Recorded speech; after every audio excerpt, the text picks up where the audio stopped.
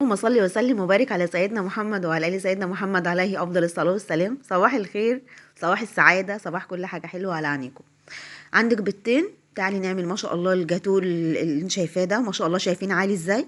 ما شاء الله عالي جدا وهاشش. عايزه اقول لكم اقسم بالله طعمه رهيب. ده صوص التوت الازرق كمان عملته بيه تحفه تحفه. طعم الصوص كده مزازه المزازه بتاعته مع طعم الجاتو مدي طعم فظيع بصراحه. وبالتين اتنين بس وما شاء الله. شوفوا القطعه عاليه ازاي. يلا بينا نشوف عملناه ازاي. يلا. هنا جبت بوله.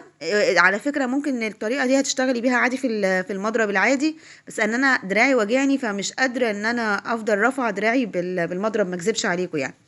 جبت هنا بوله وعايرت كوبايه دقيق بالكوبايه المعياريه بتاعتنا دي، الكوبايه المعياريه او كوبايه الشاي.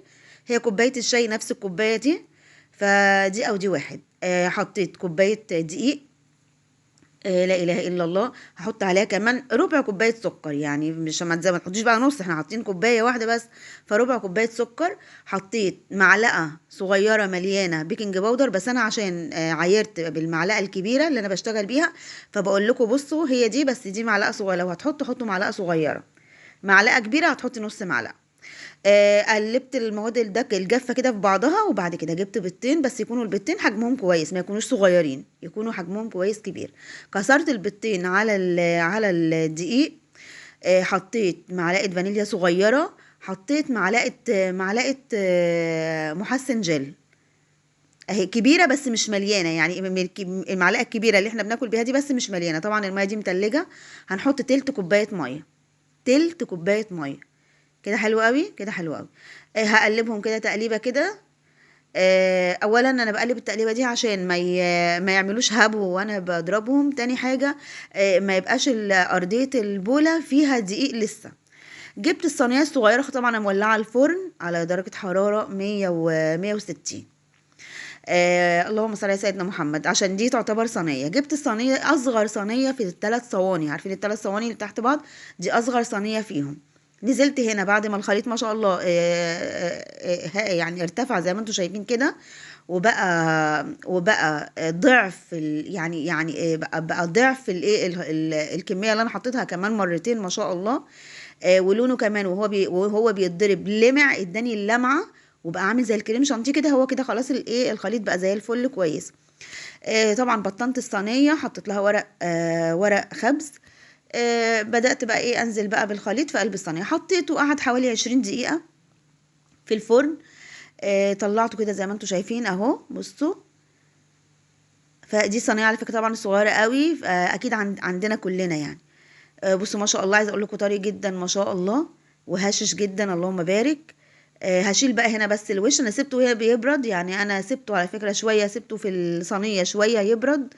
مش عارفه كنت بعمل ايه وكده. المهم يعني ايه، بعمل شويه حاجات فسبتها تبرد بقى. المهم قشرتها، وبعد كده جبت المنشار وقطعتها اتنين بس، على اتنين يعني، اللي هي ايه، طبقتين. بصوا ما شاء الله الطبقه حلوه جدا. كنت هنا بقى اجي اشتغل على طول، بس قلت لا، خليني ايه اقلب الطبقه واشيل ده. هي طريه قوي، بس قلت لا بزياده عشان يبقى الحاجه احلى. يعني انت ايه لما تلاقي الحاجه ايه يعني حاولي تخلي الحاجه اجمل. عملت ايه، جبت كوبايه الا ربع كريم شانتيه، حطيت عليها معلقه كريم باستري، وحطيت عليها معلقتين سكر، وضربتهم بكوبايه وربع ميه متلجه زي ما انتم شايفين كده هناك اهو. ضربتهم كويس، وبعد كده جبت السيرب اللي بنسقي بيه الجاتو بتاعنا او التورتات او كده، ورحت ساقيه بيه الجاتو.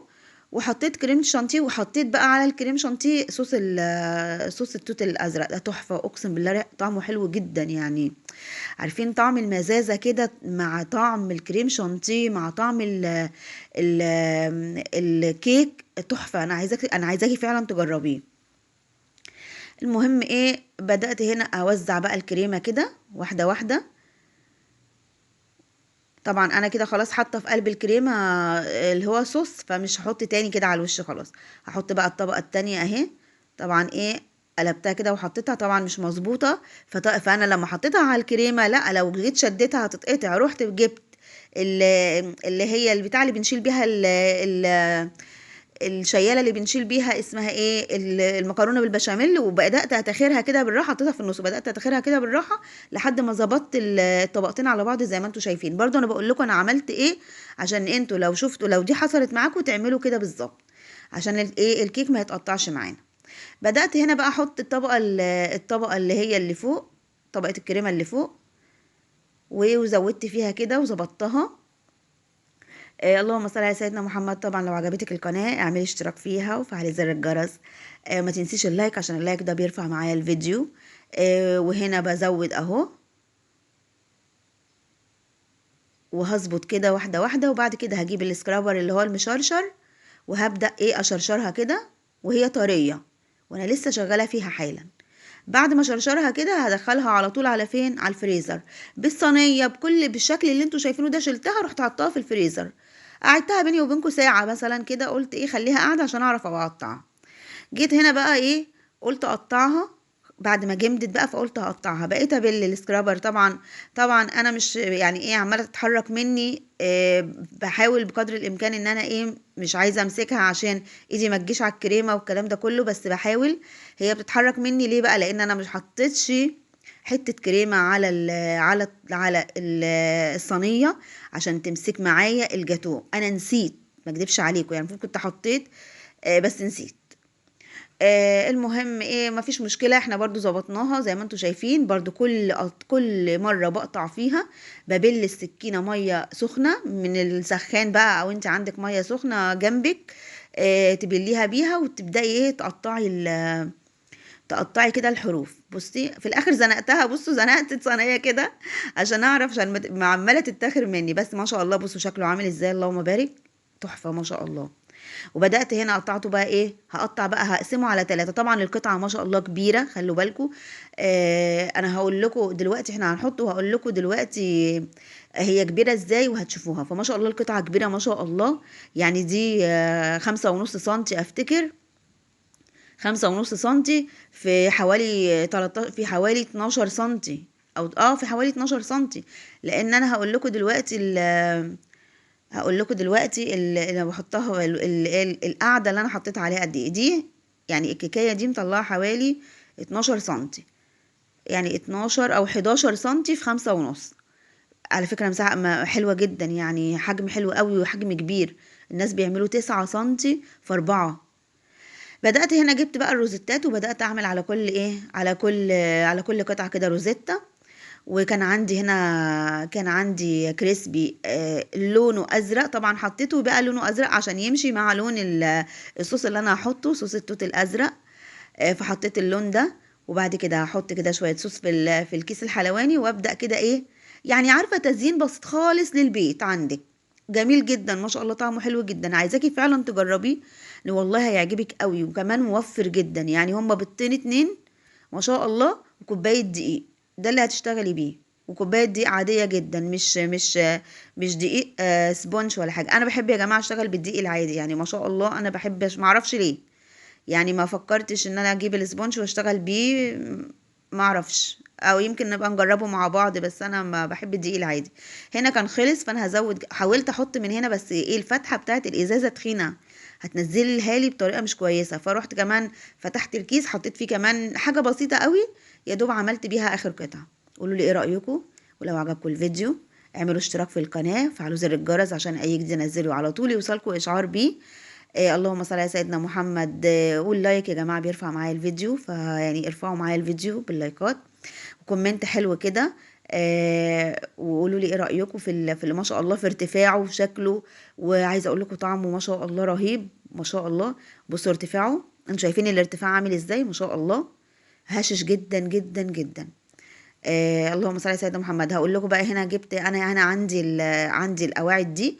القاعده دي طولها 12 سنتي، ايوه انا القاعده دي طولها 12 سنتي. ما شاء الله هي القطعه كده عامله 12 سنتي. جبت القواعد دي وبدات احطها كده عليها، واللهم صل على سيدنا محمد. طبعا بشكلها جميل. بتاخدي كده القطعه اللي هي القاعده بتاعتها اهي ما شاء الله. ليه بقى انا حطيت على القاعده؟ لان انا على فكره كنت مثلا ممكن احطه في ورق الكب كيك، بس اللهم بارك عشان القطعه كبيره، اللهم بارك، فمش جايه في ورق الكب كيك. ورق الكب كيك هيبقى صغير عليها رغم ان هو كبير. لما بحط فيه القطعه العاديه اللي هي 9 مثلا في 4 بتبقى ما شاء الله حلوه عليها. لا انا جيت احطها لقيتها ما شاء الله كبيره عليه. جربي بقى جربيها بقى بالطريقه دي وقولي لي رايك ايه. والمنظر الجميل ده ما شاء الله، والطعم بقى احلى من المنظر ما شاء الله. اللهم بارك، اللهم بارك. بصوا، هنعمل باذن الله كده فيديوهات جميله برضو، هنعمل فيديوهات جميله باذن الله برضو مع بعض، هنعمل تورتات حلوه جدا باذن الله، استنوني. وعلى فكره بعمل اكل، وهنعمل اكل برضو بقى كل سنه وانتم طيبين بقى عشان رمضان وكده. فيعني ايه، خلوا بالكم كده معايا، قولوا لي ايه رايكم بقى. بصوا ما شاء الله الارتفاع. اشوفكم ان شاء الله يا رب على خير وسعاده وسلامه. وجربوه، هيعجبكم. مع السلامه، باي.